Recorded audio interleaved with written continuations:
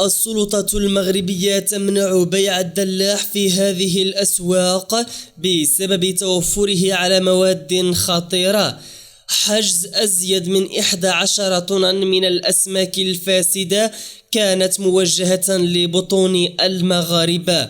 السلام عليكم مشاهدينا الكرام، ومرحبا بكم في نشرة الأخبار. والآن إلى التفاصيل. حيث راسل المكتب الوطني للسلامة الصحية للمنتجات الغذائية أحد الأسواق المعروفة بأكادير من أجل وقف تسويق مادة الدلاح. وعزت المراسلة سبب وقف تسويق هذه الفاكهة إلى احتوائها على مادة فعالة غير مرخصة بالمغرب بعد رشها بمبيد حشري. وأضافت المراسلة إلى أن مادة البطيخ الأحمر كانت موضوع أخذ عينات بالسوق الممتاز المذكور، حيث بيّنت التحاليل احتوائها على هذه المواد الخطيرة على صحة المواطنين. وفي موضوع آخر، تمكنت عناصر الدرك الملكي بإقليم طرفايا من حجز 11 طنا من الأسماك الفاسدة كانت محملة على متن شاحنة كبيرة متجهة نحو مدينة قلميم.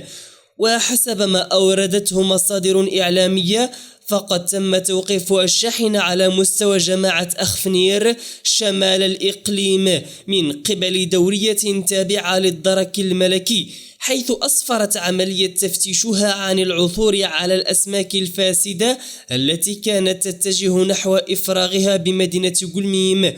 وخلال عملية تفتيش دقيقة للشاحنة، تبين لرجال الدرك الملكي وجود الأسماك المنقولة، مما استدعى قطر الشاحنة إلى مركز الدرك لتفحصها من قبل تقنيين تابعين للمكتب الوطني للسلامة الصحية والمنتجات الغذائية، الذين أكدوا عدم جودة الحمولة.